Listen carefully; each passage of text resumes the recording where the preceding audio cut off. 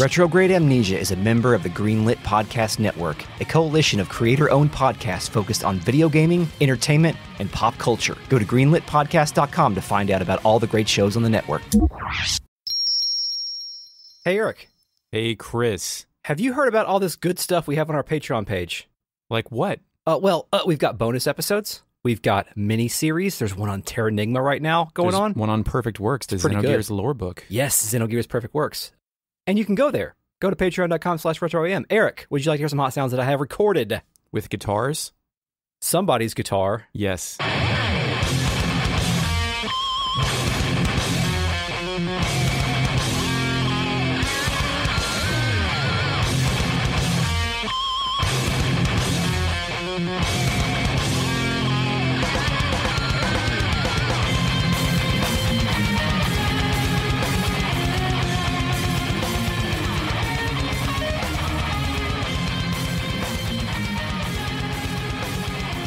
Welcome to Retrograde Amnesia, a comprehensive podcast where we discuss classic JRPGs, chapter by chapter, beat by beat. In this series, we are covering Chrono Cross.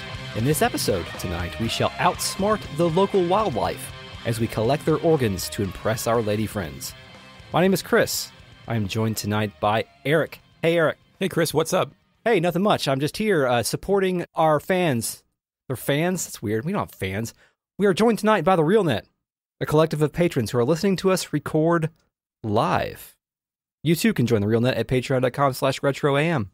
We're also joined by the FakeNet, our post-production AI companion who helps us solve problems. Initializing FakeNet. You boys are the real problem, and there is no solution. Yes, thank you, FakeNet. We appreciate you, as always. Liar. Eric has never said he appreciates my services. Hey, Chris, what's the best organ gift you've ever given to or gotten from a lady? Organ gift. I know that whatever the organ gift is, it's not as good as yours, so let's skip to your story. Glove full of horse testicles. Yes. Great moment in all of our lives. Given to me in a planetarium. So, when we last left off in our journeys in Chrono Cross, we were on the world map. Let's head to the next chapter of Chrono Cross. Okay. The title of this chapter is Opassa Beach. Can you guess the subtitle? You have to provide me with 3 choices. Yes, here are the choices. Is it a message from choices unmade, a calling from beyond time, or a gentle wind arouses times lost? Calling from beyond time. Correct. Yes. Congratulations. That's your first correct one. Good job. Like, there's a fine line between adding too many adjectives or nonsense words, but sometimes it actually is that. The wind arousal, do you know what that's a reference to? Getting an erection in a sandstorm? No. By Darude? No, thank you for arousing me. I'm the wind. Terranigma. Of course, right? Yes. Patreon.com. Yes, /retroam. So, a bit more on the world map. We left off our last podcast exiting the town of Arni on our way to Lizard Rock. We're on the world map. I wanted to expound on the world map music. It is called, in my version of the soundtrack, it is called The Plains of Time, which very much feels like a Chrono Trigger reference. This song also references the melody from the Chrono Trigger main theme, but transforms the heroic theme from Chrono Trigger into this, chill, upbeat vibe that kind of embodies the stargaziness of Chrono Cross and its director pretty early in the game, so I love it. Well, I'm anxious to see if there, for some reason, is other world map music that also references that song. Yes, would be interesting. So, let's go to Lizard Rock, Eric. Let's do it. Actually, I went to Cape Howell first. Oh, yeah. Just sightseeing, and I got an element of heal and a bone component, and then I left. Oh, it's always good to get components for your bone, I guess. Bone components, but the actual true destination is Lizard Rock. Indeed. The music here is also good, lighthearted, and beachy. What do you think it's called? I have it down as Dances with Lizards. I have Dancing the Tokage. What's a tokage? I don't know. Okay. I assumed it was like some kind of bong reference, but I don't know. Initializing FakeNet. As best as I can tell, tokage, or 襟巻きトカゲ means lizard in Japanese. So, Lizard Rock is an idyllic, preserved beach. It has G1 Decepticon Seacon colors. Yeah, true. Pink and brown shelly ground, tropical plants of red and green, deep blue water on the edges of the path, a massive pink seashells blocking the entrance, and Serge has to push it out of the way to get in. We talk logistics here. Is that seashell up because people shouldn't come here and fight lizards, but everyone in Arni seems to know about it? Is it like a door so the lizards can't escape? What's going on with this seashell? It's a warning. Yeah, I mean, it tells you can move seashells. Well, yeah, What happens if you try to come here before you speak with Leena? Are you not able to move it? I'm not sure. That's a good question. So there's probably some sort of trigger that allows you to push it out of the way once you actually have a reason to be here. So Leena gives you the key is what you're telling me. She gives you the purpose. And then once you have the purpose, you can move the shell. But my general note on this area is they don't make beach areas like this anymore. No. Because it's vibrant, it's beautiful, it's very coral-esque, if that's even a word. No, beaches are usually standard, bog, and generic. Like, I love Fawn Coast in Final Fantasy XII, but it is beach and water and then some geological features. There's nothing this colorful. Yeah, and this contrasts a lot with, like, right now I'm slowly making my way through Xenoblade Chronicles Definitive Edition for the Nintendo Switch. It's like a beach. Earthsea, is that kind of... It has multiple beaches, but the point I was trying to make was that there are so many vast and open areas that look terrific, but sometimes I'm like, well, I get the point. I've been here, and I'm tired of running through this giant hallway. There's limited texture in tile sets. Yes, please, can I get to the next part? But with Chrono Cross, the environments are very dense and lush in a way that I don't think we can... I don't think games can do that anymore with assuming they continue to have the scope that they do. There's also the issue of time compression, where our cities and dungeons are 2 to 3 screens tops, but they felt like so much more when we were child boys. Yes, absolutely. So there's plenty to do here. There's sand traps that you can like jump down. There's streams, and most importantly, we have to catch Komodo dragons. But we have to get into battles as well. Would you like to talk about battles now? I would. The music I call Hurricane plays. Oh, I call this Whirlwind.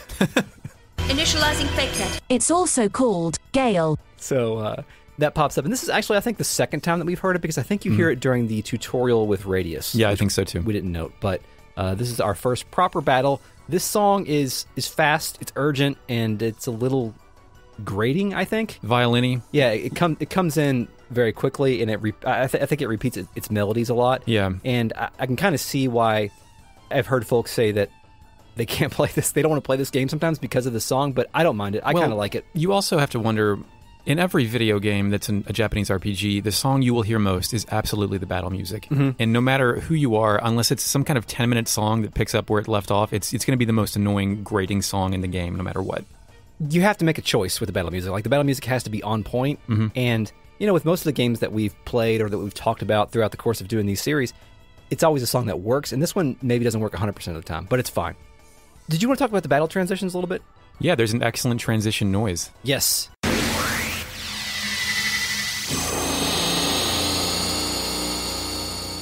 Thank you for capturing that, by the way. It sounds good.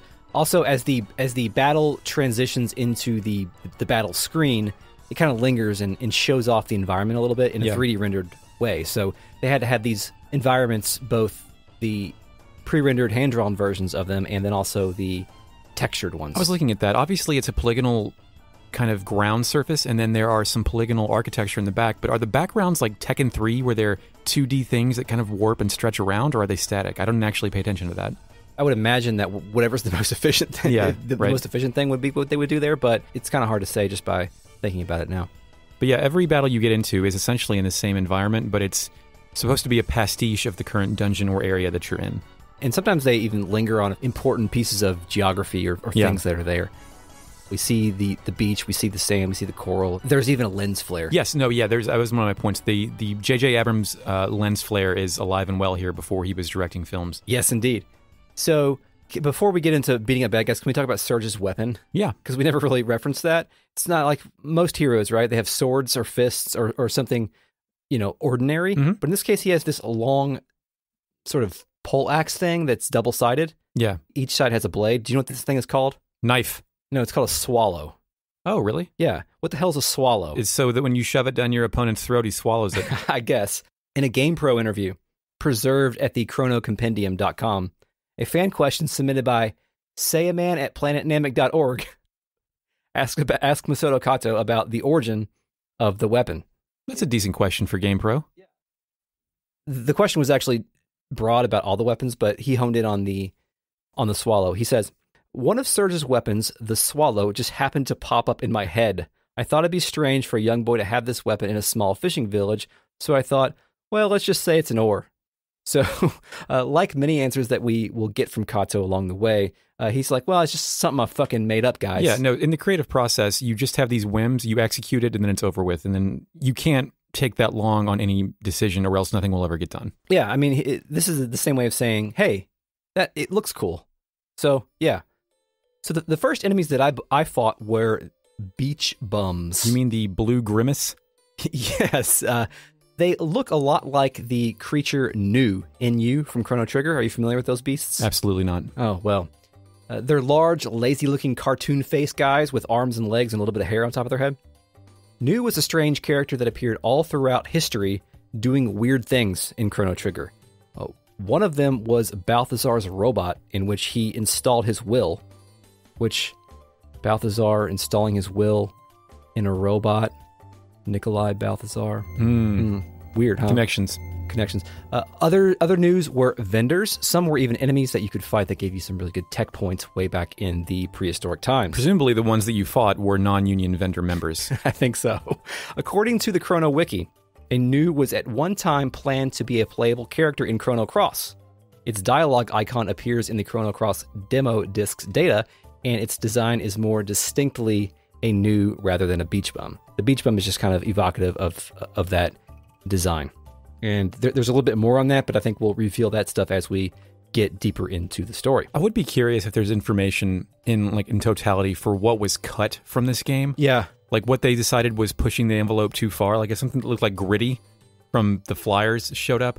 And in many cases, as we'll probably talk about before, like as we'll see with the Guile character later, there were plans to do a lot more referential Chrono Trigger things that just didn't quite work out. And I can imagine that this Nu would have been one of those as well. I do deeply, deeply regret the fact that this can't be in here because that would have been amazing because I love those characters. Would you rather have modern Square Enix that takes a look at a product and go, this is our flagship thing, let's give you another 18 months, or now versus you can have Vagrant Story, Final Fantasy IX, Chrono Cross, Parasite Eve 2, Saga Frontier 2, Legend of Mana, Threads of Fate all in the same year? Which one of those realities would you like to go on?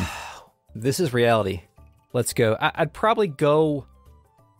I don't know. I kind of do like the breadth of ideas and getting all those games in 1 year. Yeah. Even if some of those games are unfinished or feel unfinished or feel imperfect, they're still memories that I treasure in a lot of good ways. Yeah. So also we'd have more podcast opportunities if they didn't do it like this. So Season 7, I talked Chris into doing Racing Lagoon, the Square driving RPG. Also, the other character here is the Sand Squirts. Do you ever think for Sand Squirts? I don't know if I fought any of those. They're just small little lizard dinosaur type things. Yeah. Mm-hmm. Nothing very interesting from those guys. So we do the battle. I've got Pashul with me. You also have Pashul with me as well. Me and Posh. Yeah, we're having a good time. And when you win a battle, of course, we hear again the song Victory, Boon of Spring. Yes. Is what I have for it. And that is, again, as we mentioned in the last episode, that is the Chrono Trigger fanfare. It's not very much different from the Super Nintendo theme, which is appropriately titled Chrono Trigger Fanfare 1. I want to know what gets in a composer's head when the direction is, okay, make some music that's not too involved while people can look over their loot and items after a battle. Yeah. And try and see if they're any good. Mitsuda said he didn't spend nearly as much time as he did on this soundtrack as he did on other ones, which is interesting because this is maybe the best one. Yeah, right. But it does call back to many of his previous compositions, so maybe that was a factor as well. Also, he's much more seasoned at this point in time. On the first screen of the Lizard Rock, there is a Komodo Dragon lurking about. A pup. Yes. You can corner one of these fellers with a large rock and then chase it back through the tunnel. Yeah, if you don't push that rock over, you'll just chase it in circles because it's faster than you are. Yes, and occasionally it will jump into the water as well, so you've got to change screens and come back to do this again later. So once you catch up to it, you've actually got to fight this thing, right? To skin it. How would you describe a Komodo Dragon? Because it doesn't look like the Komodo Dragon from our world. No, it's green, got it has that red fray stuff around its neck, right? Mm-hmm. I've got it as a lizard that walks slightly upright. It has duck feet and a duck face and a short-scaled tail. I'm going to say it was 10% rooster. Yeah. It has large frills that protrude from either ends of its head. It would feel very home and The Muppet Show. Oh, yeah, definitely. Yeah, it's definitely a Muppet thing. We fight that thing, and then, of course, we acquire our first Komodo Dragon scale. We also get bones and fangs from those battles, and these are weapon and armor materials. Blacksmiths will make stuff for you if you have the right supplies. Yes, absolutely. This is a pretty early example of a crafting system in an RPG. As far as I know, it was the first time I encountered. Like, what do you mean I don't just go to the vendor and buy my sword? Yeah, exactly. Every town has a new sword. What do you mean there's not that many towns? And nowadays, it's just out of control. Yeah. I wish they would have kept it this simple. But nonetheless, it's there. So are you ready to move to the second Komodo Dragon? Which one is the second one for you? I got it. The second one's the one that gets a chase. You have to use super duper information number 2 or whatever. So the one on the west screen. Yes. The west screen has an ivory helmet here, and there is you got to jump in a blowhole to get it. Indeed. There is an environmental puzzle here where you have to push a rock down into the stream or something, and it knocks the treasure chest up. Yeah. And then there is a silver... It kind of dislodges it. Yeah, there's a silver lupe in there, I guess is what it's called, and that thing that gives you a plus 2% to your hit percentage, which in this game can be a lot because those hit percentages are pretty low at first. Did you also find the fireball in the chest? I think I did, yes. And then how do we capture the Komodo Dragon pup running around here? This one, you just have to chase. You chase around in a circle, and you can eventually catch up to it. Okay, yeah. Eventually, there's like, you have to go counterclockwise, I believe, and you fall off a cliff, and eventually you will catch up to him. Yes. The final one is the one we have to set up an ambush? Well, that was the final one for me.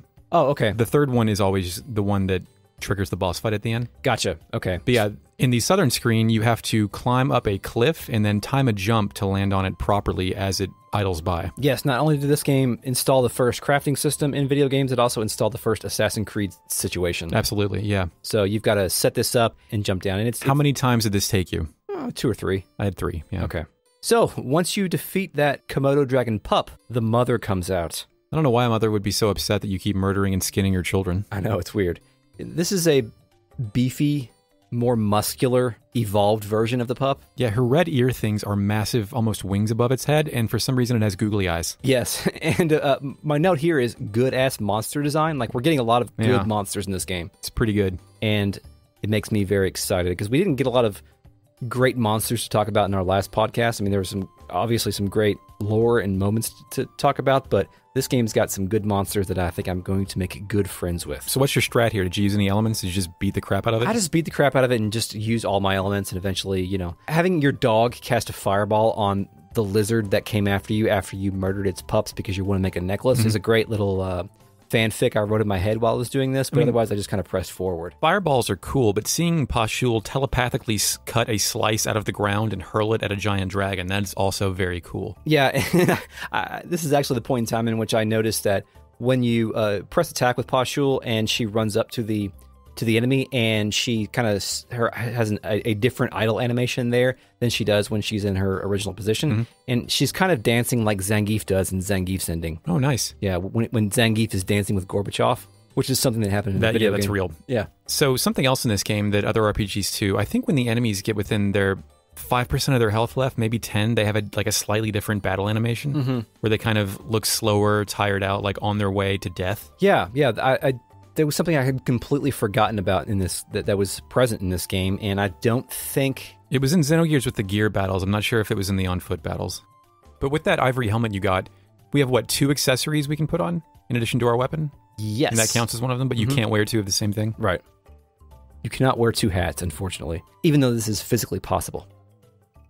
So then that's it, right? Then we are back onto the world map for a few seconds, and then we go on to Opassa Beach. It's interesting. The world map still has the Lizard Rock north and south entrances on it accessible, but you can also pass right through it if you've cleared that dungeon. Yes. And you move on to Opassa Beach. Thankfully. So Serge walks into an empty beach. It's a single screen. He stares out into the surf, and then there you are appears outside of the screen. Indeed. Leena apologizes for being late and hopes we weren't waiting here too long.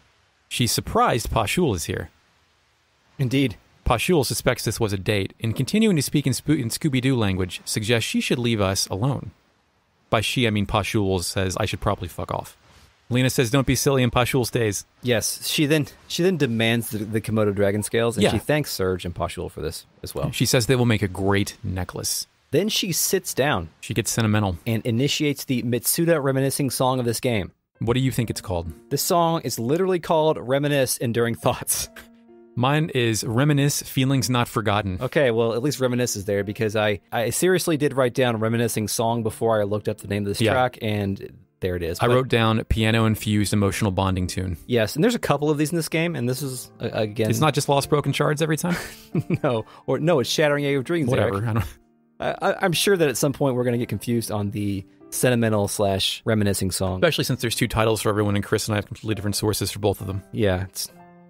We're trying to be comprehensive, all right? We were smart, we would correct now and go off the same track list, but that would not be good for content, Eric. No. We are dedicated to this bit. So, Leena begins her sea metaphor and indicates that the sea never changes. Thank you, Leena. It's been rolling in and out like this since long before we are born. It's been here for an eternity, it seems. It's probably seen many things, heard many things. She's basically saying, shit ain't changing. It's all the same. She asks Serge if he remembers when they used to sit here and talk like this when they were kids, with the sea breeze and tranquil sounds of waves. You can actually respond to this with, I remember or I don't remember. What'd you say? I remember. Me too. I'm sentimental. Yes, of course. I wasn't sure if this was something that was going to excuse us from additional lore or not, but I think it just kind of goes on pretty much the same. Leena is surprised that Serge hasn't forgotten about the promise they made that day. This makes Leena very happy. Yes. Leena then notes that memories are strange and can come flooding back into your heart long after you've forgotten them. Yes. It's just lying there and waiting for the right moment. She thinks they might even remember this moment someday. She wonders what kind of adults they'll be in 20 years. And we get another question. Yes, she asks us if we'll remember, and I said we'll never forget. Your other option is we'll forget eventually. I picked we'll never forget, just like Chris. We're being good boys so far. The guide says to pick that one in order to get something special for Leena later. Oh, cool. Good. I didn't know that. I wasn't using the guide up until a little bit later in this game. Leena hopes that Serge is right. As Leena says, there's been something I've been wanting to... Text trails off. The text Serge fades in as white text behind the screen. Yes, it's as if he is hearing something within his head or beyond himself. Something calling to him. Yes, it comes with a slight bell sound as well. Oh, it does? Yes. It's very, very slight when the text pops up on the screen. Serge seems to notice this and turns around while Leena asks what's going on. Yes. Then what do we get? We get some more CG. Mm-hmm. Serge moves his head as if looking for something. He focuses his gaze on the horizon, at which point his field of view starts distorting like it's a flag in the wind. It then explodes out of its core.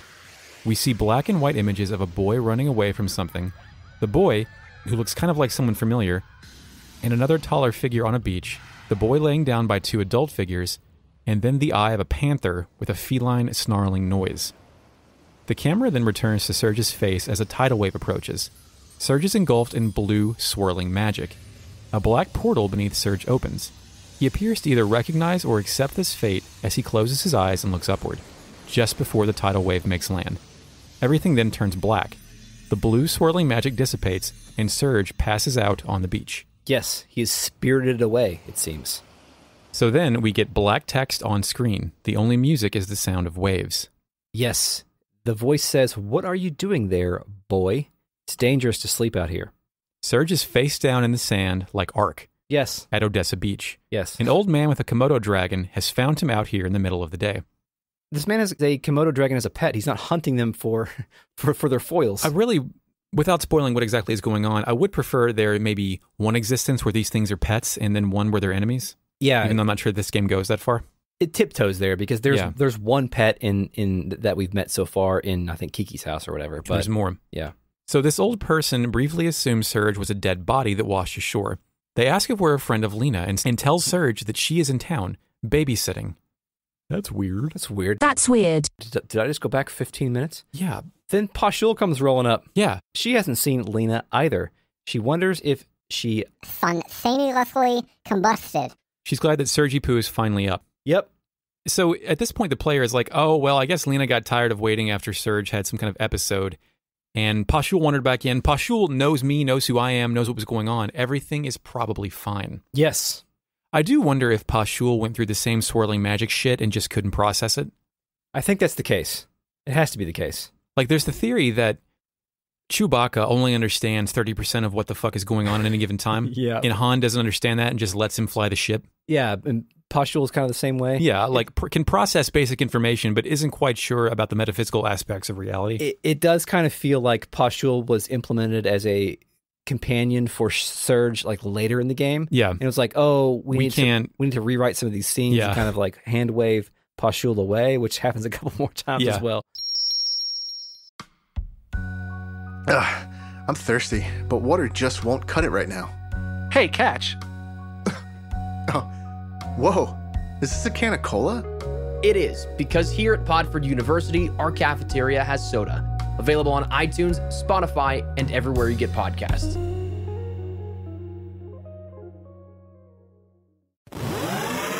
Hello, my name is Jonathan Dunn, and I'm inviting you to listen to Our 3 Cents, a weekly podcast where myself and two of my very best gaming chums are counting down our top 100 favourite video games of all time. For all the episodes and information, check out our website, www.our3cents.co.uk. Okay, so then what? So Serge can actually get up, and then did you notice how far he can walk to the left into the water? No, I didn't even try this. Serge can walk all the way to the left edge of the screen where it goes from the light aqua surf down to deep blue ocean. Wow. When you do this, it brings Pashul completely underwater. Awesome. And I wait there a minute to see if she can drown. Yes. She does not and no sells the entire operation. Great. Shout out to Pashul. So then that's it, right? We just go to the, like, this old man doesn't say anything. Does he leave or does he linger? Do you remember? He leaves. Okay. Then we go to the world map. Yeah, and it's different. The world map music is different. It's sadder. It's more wistful. It feels like something's missing a little bit. I mean, it's not unprecedented for games to shift their world map music. Usually not this early. No, usually they happen after some sort of cataclysmic event or something of that nature. What do you think this song's called? I have this song down as Shore of Dreams. Okay. Another World. I believe it's Dream of the Shore bordering another world. Okay, also I like that one too. Common noun, another world. Yes, great. This is a great exercise to just see the different interpretations of how these things are translated and localized and whatnot. So, but we can't, despite the fact that I just said we went through Lizard Rock and we can go cruise through it any time, we have to go back through it again. Yes, we do. It's a little bit different. The environment is pretty much the same, but the occupants are different. Dancing the Tokage still plays. Yes, dancing with lizards. Dancing with weed-smoking lizards. So there are new enemies flying around. They're called Opah Fish. Yes. I have more elements now, and I must murder the hell. They're like doing in like a circle. Yeah. You could avoid them if you wanted to, but at this point in time, it's fun to fight and it's fun to see the monsters because we're still getting plugged into this game. I love the Opah Fish. Oh yeah, the Opah Fish is an incredulous-looking blowfish that floats above land like a fish Pokemon in captivity, and it has the kind of face like it's pissed that like its McDonald's order is taking too long. Oh, my observation was very close. It said it's pissed that it's a McDonald's toy. Are you serious? Yeah. Wow. Why do we have McDonald's on the brain? I don't know. Maybe go see our Terranigma podcast. But yeah, it's despite how few textures these polygons are ultimately composed of, this one, which I ended up zooming in for a joke on our Twitter account, has a really expressive face. It's great. Really funny. Yeah, this is, again, just a wonderful embodiment of, I hope, what we're in store for the rest of this game. I want to commission an artist to sketch it. When you beat these things, you get bones, feathers, and an ivory helmet from some of them. Ah, yes. So that was, on all the screens, there's just some more Opah Fish. I think there's still some more beach bums around too, maybe? I do have what I call a fucking cute alert. Okay. Just sort of a cute nudge, wink, kind of thing that they did here to maybe tip us off that we're not in the same place, is that the Komodo Dragons spring on us now. Oh. Like one will spring from that mountain, one is guarding a treasure chest, and another one is doing something else. The tables have turned. Indeed. So the Komodo Dragons are a warrior race now, whereas before they were being hunted toward extinction. So, we're going to head back to Arni Village. I stopped at Cape Howell for an electro jolt element. Oh, congrats. I got that later. But now we're also into another chapter, Eric. Oh boy, what's this chapter called? This chapter is called Arni Village, which is the same as the one from before, but it has a different subtitle. Is it Nothing Has Changed But Everything, Everything Has Changed, A Boy Is Lost, or Lost Memories Swallowed by the Mother Sea? The first one, Nothing Has Changed, but no, the second one. I'm sorry, Eric, that's incorrect. You should have gone with your first impulse. Really? Yes, Nothing Has Changed But Everything. That's stupid, but it's true. Yes. There are a couple things that are the same. So yeah, you walk in and we get new music in Arni Village. It's not the same music as last time. Does this game just play different music whenever I get to villages? I guess so. I guess it is procedurally generating new town music every time you go back. From an AI, the Mitsuda AI. Yes. What do you think this music's called? This is called Arni, Another World. I've got another Arni. Okay, also true. It replaces most of the acoustic guitar with piano keys. And then the color of this village is more drab. It's way less saturated. Yeah. It looks normal now as opposed to lush with color. Yes. All of the banners hanging off the doors have been replaced. The village's sense of exuberance is gone.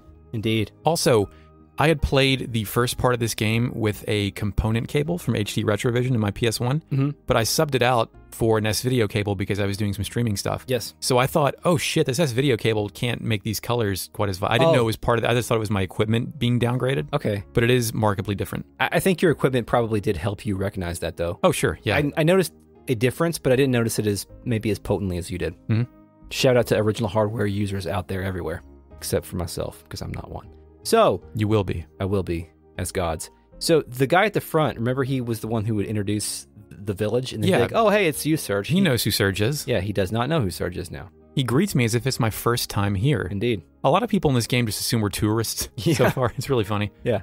The kid who was worried about collecting Komodo Dragon scales. Lolo. He wants to tell us that rainbow shells are popular among the girls. Yes, he needs a bracelet made of those, not a necklace made of dragon scales. That's different. And man, I know teenagers, their choice and interest, change rapidly, but come on, man, I just went and got all this shit. I don't know if this is a Chrono Trigger reference or not, but there is definitely a rainbow shell in Chrono Trigger. I think it's correct to assume everything is always a Chrono Trigger reference. That is my current disposition, and that will be the case going forward.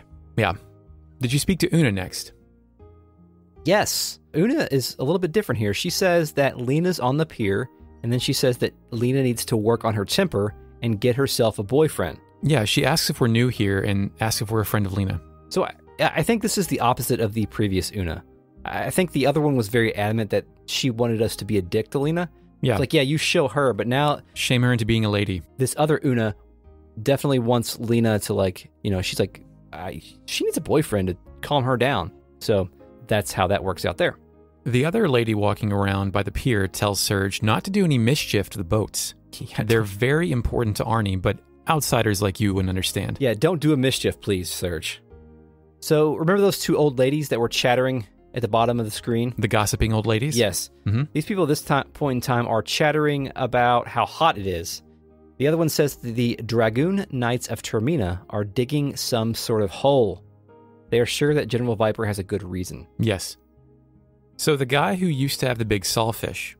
Yeah. He's mad about not being able to catch one recently. Yep. He has no urge for money or profit. He just wants a challenge. Yes. He knows it's out there. I want a challenge, by God.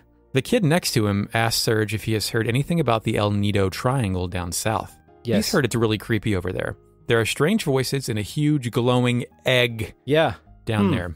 I wonder if that's a Chrono Trigger reference or not.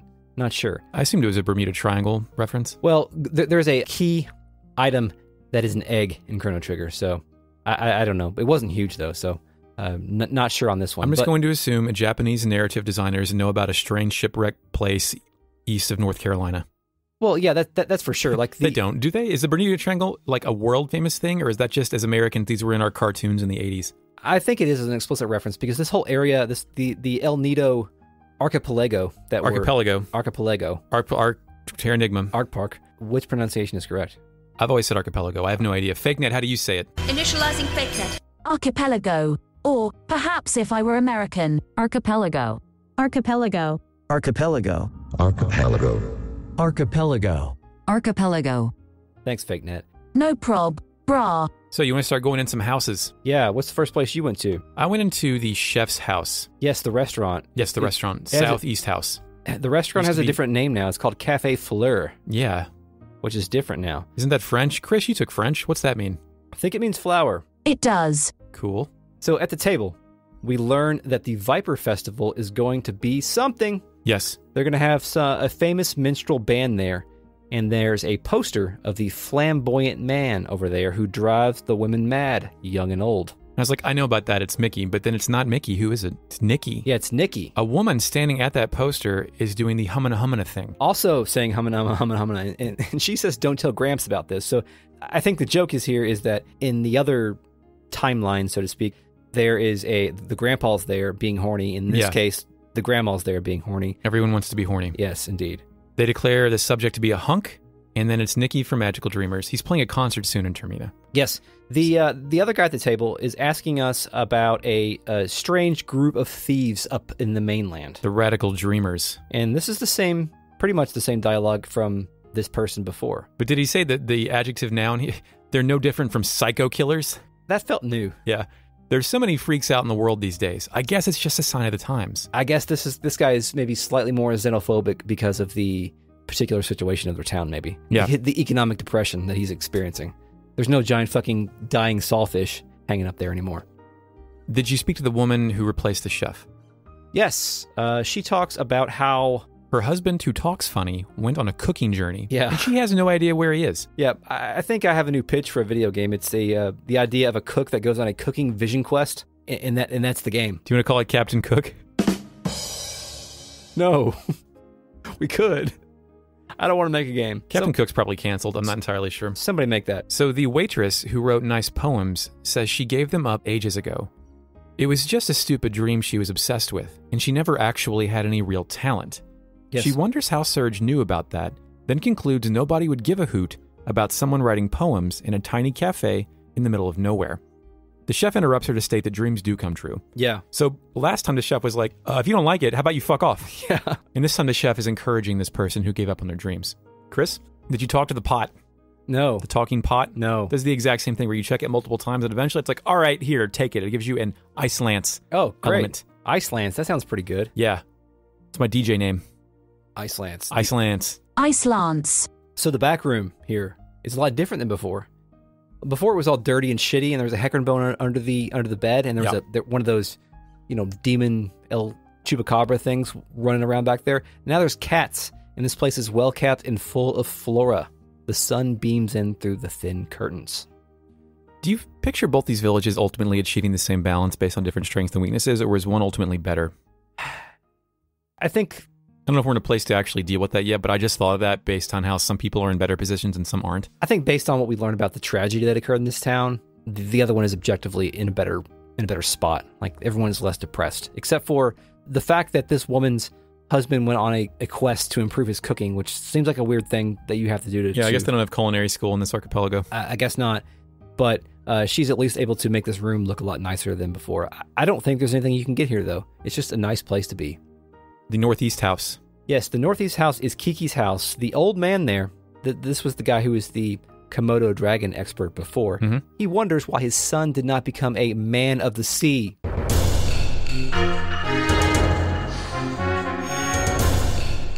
Now he's praying to that silly-looking doll day and night. What has gotten into him? It's funny. I think we talked about this last time. I interpreted that as a lady.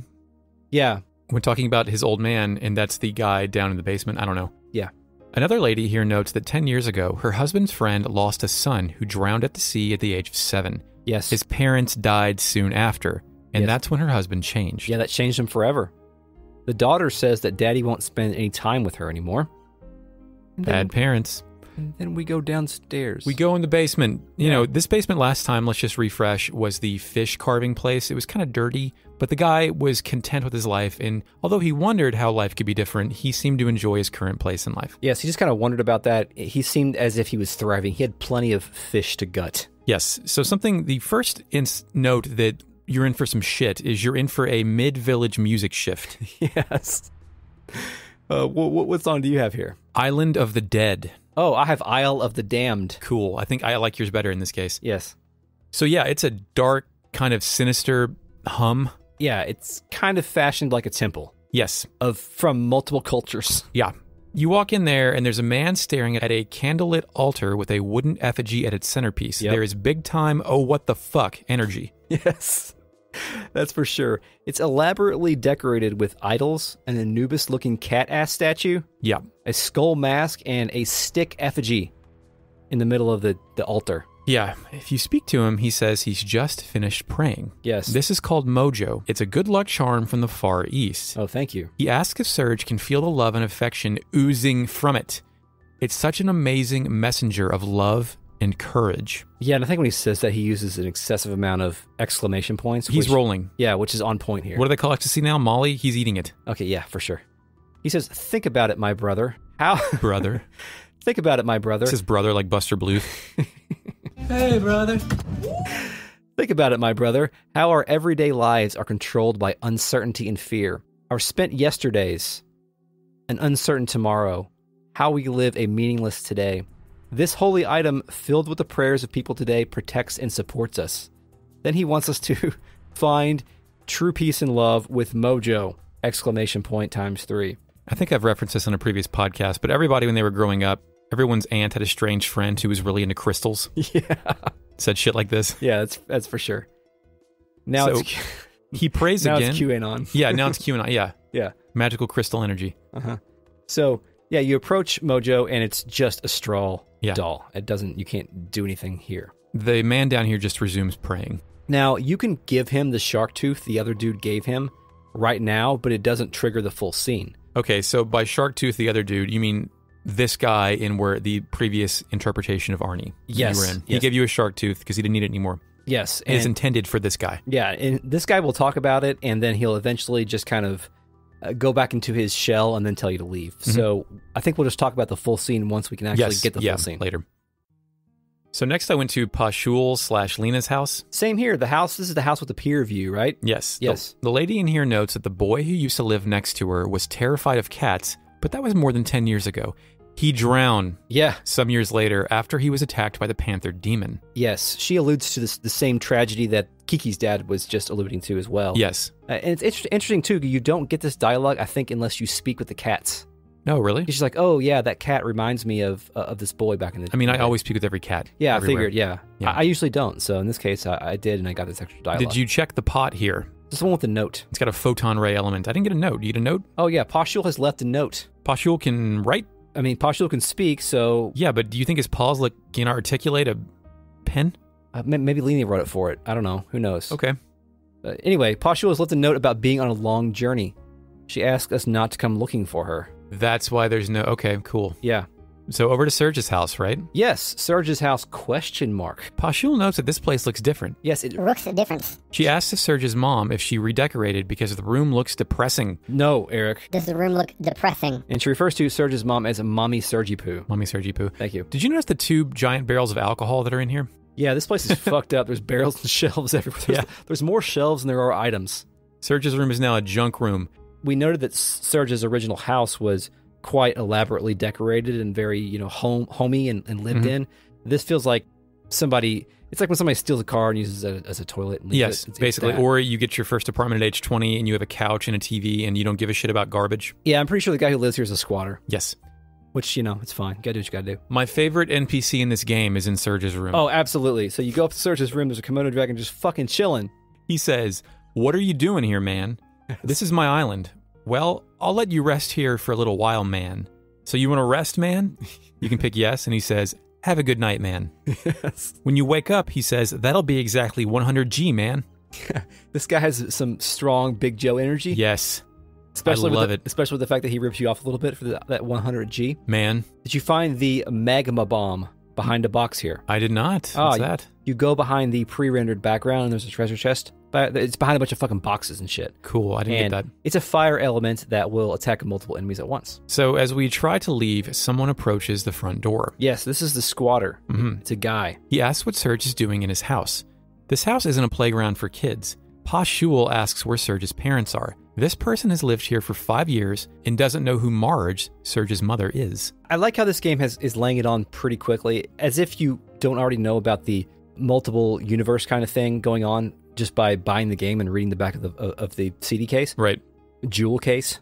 This is my time travel game, not my multiple universe game. Yes, and this game lays all that stuff on you quite early, and I like that it doesn't pretend to hide some of this stuff. It's just like, here it is. This is what this game is going to be.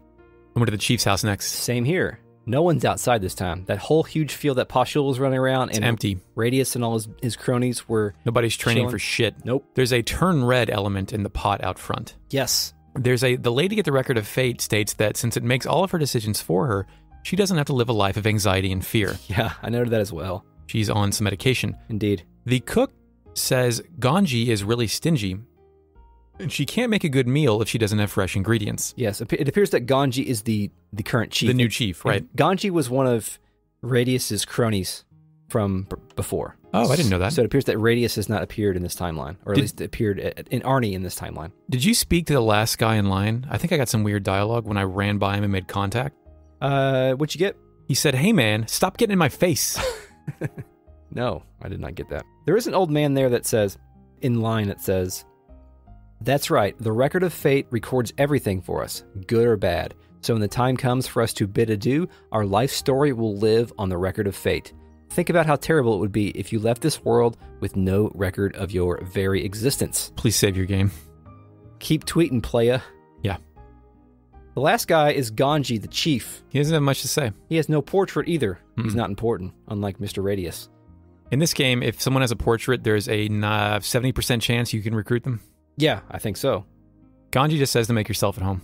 Yeah, that's pretty much it. So, you saw the talking lizard? Well, just fucking stay. There's no sexy babe thing on the wall here either. Oh, I didn't check that. I didn't know it existed yet. Yeah.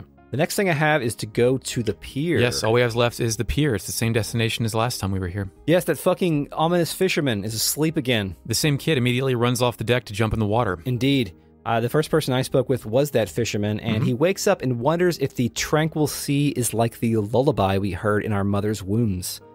Quote, "One day we will all return to Mother Sea, embraced by her lullaby. In due course, your time will also come to return to the sea, young man." This fisherman knows some shit. Yeah, this meditation on the sea here is similar to the one from the other timeline, but it's less dire and menacing than the original, I think. It makes sense, though, here that everyone here crafts their myths and legends around the sea, because we're in this fishing village, and this whole idea that the sea is this great mother type of thing.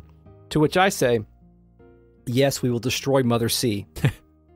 So Pashul sees Leena, and she's like, "Why'd you leave us at the beach and come back here all on your own?" Mm-hmm. Leena sees Serge and asks, "Who are you? Have we met somewhere before? Are you from Termina?" A kid out there swimming tells us not to try and pull any moves on Leena. Yes. Then the music fades and goes silent. It does. Leena notices that Serge looks like the boy who used to live next door to her. Did you also notice at the top of this conversation that, like us, Leena has no idea what the fuck Pashul is talking about? Because I think Pashul opens the conversation a little bit. Yeah. Because Serge doesn't speak. So Leena's like... She no-sells it. What? What do you mean at the beach? Yeah. Who are you? I've been here babysitting all day. Yes. So I think at that point in time, when the music dies, you have an opportunity to ask a question. You can make a choice, yeah. Yes. I said, what was his name? The other choice is what happened to him. Yes. I also picked what was his name. And I actually looked up both the responses. They're both pretty much the same. She just kind of wants to know why Serge wants to know this information so abruptly. And the music changes. Mm-hmm. We get a new song. What do you think it's called? It's called Fleeting Thoughts. I have Song of Feeling. Okay, well... It's an even more subdued and definitely sad piano track. Yes. I've used the word wistful too much on this podcast, I think, already in our third episode, but I'm going to use it again here. It's a wistful game. This song is wistful. It's not whimsical. No, not yet. Well, I mean, we do have Pashul there to balance it all out. So Leena reconfirms what we've already suspected. Serge drowned 10 years ago. Yes. His mother then passed away too. Yes. But eventually she chokes up his name. She didn't say Serge. She forces herself to say Serge. Yes. And you get another question, another response. I said, I'm Serge. Or the other option is, that's nonsense. Yes. I also picked I'm Serge. Chris and I are the same person. Okay, I guess so. Leena no-sells it and says to stop. It's not funny. Yeah, Quote, "The boy is dead. Don't you understand?" Which is some James Cameron-ass dialogue.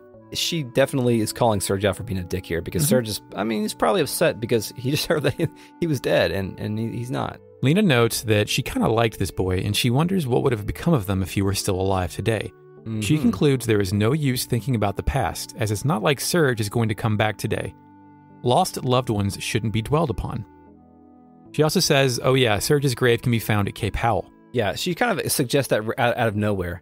It's like they couldn't figure out a way to get us to the next quest point, and she just had to have this feeling. And it's not out of nowhere. She definitely is presented with information, finds some conflict with that, and says, well, if you don't believe me, his grave is there. I went to his funeral, you asshole.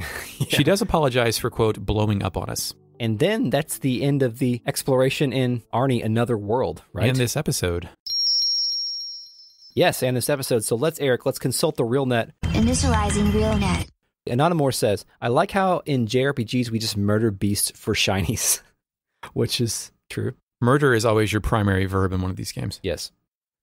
Alter Impulse says, oh, this is good, yeah. Well, Well, the diamonds are technically the tears and sweat and blood of human slaves, so Yeah. altar getting dark, which we appreciate. J question mark says, a gentle wind arouses, huh? Which J question mark hasn't played Terranigma recently. I'd forgotten that, and I played it a lot recently, so whatever. J question mark also says, continuing the pre-rendered backgrounds to the world map was a good call in this game. I think it sticks with the Chrono Trigger style, and it looks really nice. Yeah, Chrono Trigger, it was Toriyama for the art, right? Yes. That art kind of really lends well to animation and that stuff like that, and then maintaining that as a bridge as opposed to going full polygon. Plus, there wasn't really that much of a world to explore is an excellent bridge. Yes, the Chrono Trigger world map worked in a really nice way where it gave you the sense of place, but it didn't overstay. J question mark also wondered how this game would feel if battles happened on the same screen like in Trigger, and I think that is asking too much of the PlayStation. Can you think of a single PS1 game that did that, an RPG that didn't have a transition of some kind? Not off the top of my head. Like it's almost like it loads a different game engine. I mean, we noted during the Xenogears podcast that a lot of times when it loaded the battle engine to play out a cutscene, it felt like the frame rate was higher. So it is almost like that in this case as well. Certainly City said, Threads of Fate on PS1, the main character has a pizza cutter, just like Final Fantasy Tactics Advance. Okay, maybe I should revisit Threads of Fate. Or maybe not. Cliff Racer says Serge has a Darth Maul sword, and Darth Maul swords are the coolest shit ever when you're 13. That's also very true. Also, it's contemporary development, right? Yeah. Cliff Racer says adults are too worried about things like stabbing yourself, fucking cowards. Yeah. Yeah, for sure. Did you ever get a pocket knife when you were a kid? Yes. I did. Yes. Age 7. Oh, cool. Cut my hand the next year really bad. Got taken away. You're cool. I was carving my name into the tree in the backyard. Carfo brings up something that we didn't note, but the dialogue system here is kind of like Xenogears, where you can initiate the dialogue with an NPC and then still move around.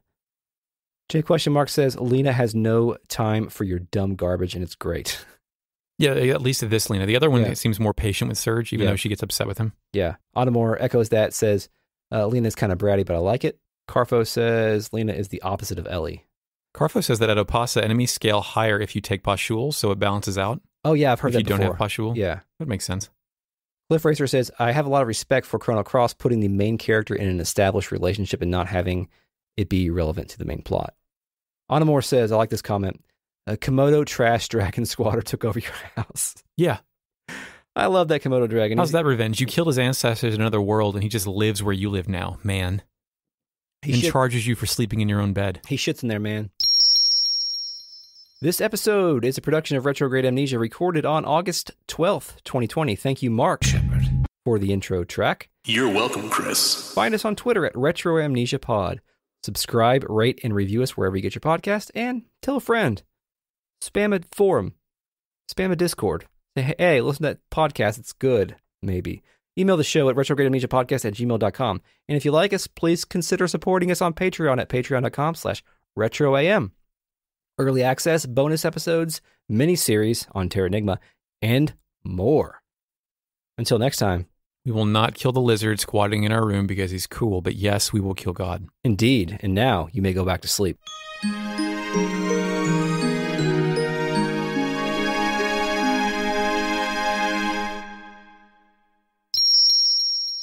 Okay, are you about ready to record this podcast? No eyes, no ears, no shape. No eye, no ear, no nose, no hand, no body, no eye, no shape, no shape. Oh man, I love Tekken Tag Tournament. Is that soundtrack on Spotify or something? Probably not. It's on YouTube. I mean, I'm sure it's everything's on YouTube. Yeah, it's just convenience factor. No shake. No shake. No shake. No shake. No shape. No shake. No shake. I'm stretching my jaw out right now. No eyes, no ears, no shake should be your lion face, lemon face. Yeah. It's looking good. Is the pop filter perpendicular with the microphone? Do you know what perpendicular means? Like an L? No, that's a J's.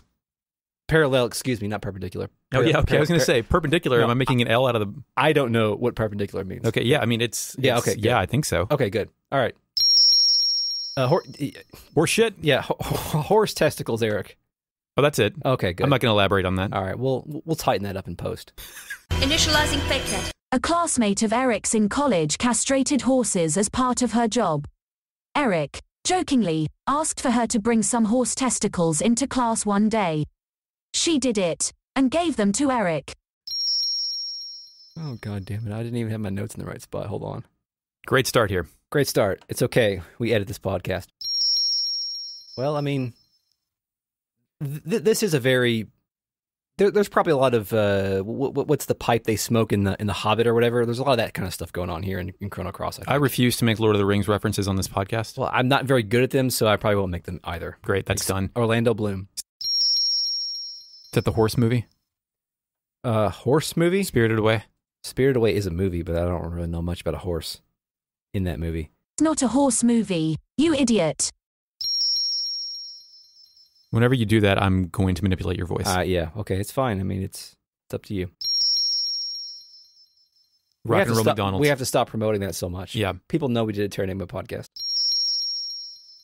She says, a dragon scale? Don't try to scare me with that, young man. Who in their right mind would want the body part of a monster? No, never mind. Scratch that.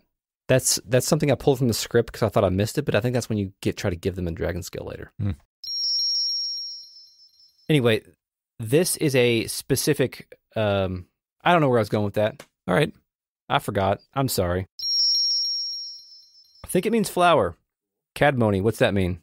I don't know how we're going to do that. He's not here tonight. Anyway, he's probably asleep. I mean, shit, he's in France. So, he shits in there, man.